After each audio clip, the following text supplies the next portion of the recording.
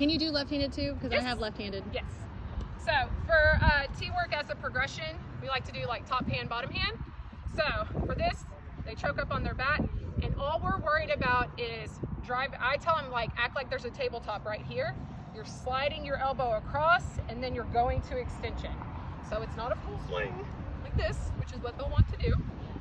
And actually, please make sure you tell them at contact that their arm should be bent, because otherwise a lot of them try to get contact with their arm straight like this, and there's no power that way. Yeah. So as you can see, as she goes to contact, you should keep this what we call a box here. So as she gets to here, you can still see a little bend in her elbow right there, because now you've got to have that bend to push through, and then have them point to the net, and that's going to emphasize that extension. But at contact, they need to have a little bend, because that's where your muscles are. You're stronger with that bend. If you hit it with your arm straight, then you're not going to have any power. You're just basically using all arms. Yeah. So go ahead. So there, and then extend, point to the net. We always have them point to the net so they know they need to extend through. So they're going to get to contact and then extend.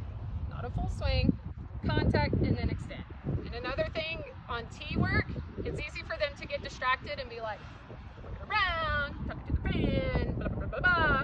But you want them to act like, if you're in a game, where should your head be when you hit the ball? You should be looking at the point of contact. Because tons of bad habits of girls doing this, or looking at Coach Mata at third when they swing and then like wondering why they missed the ball. So you want contact and then finish. Contact and then finish. And the same way thing with their backhand. So we're here.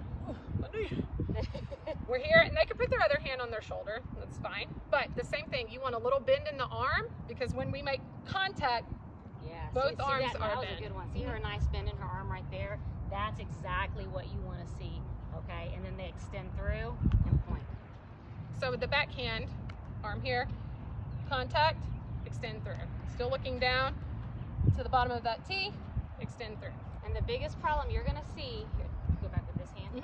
The biggest problem you're going to see through a bunch of girls is you're going to see this.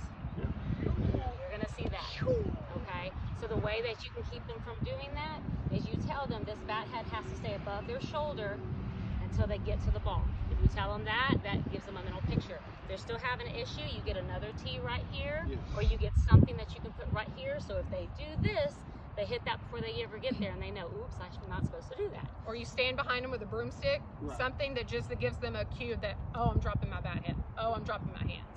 So same thing, arms bent to extension. And I'm sure you probably have seen the kids that do this number here, where they go around the ball, right? We've seen that, right? So the way that you work on that, if they're going around the ball, go back to their knee again. You're going to use this knob. Have them get right here, and they have to hit the ball off the tee with their knob to emphasize this right here, so the arm going this way instead of coming around. Because otherwise they're wanting to do this number like this. So we need to have them know you've got to keep that bend knob to the ball.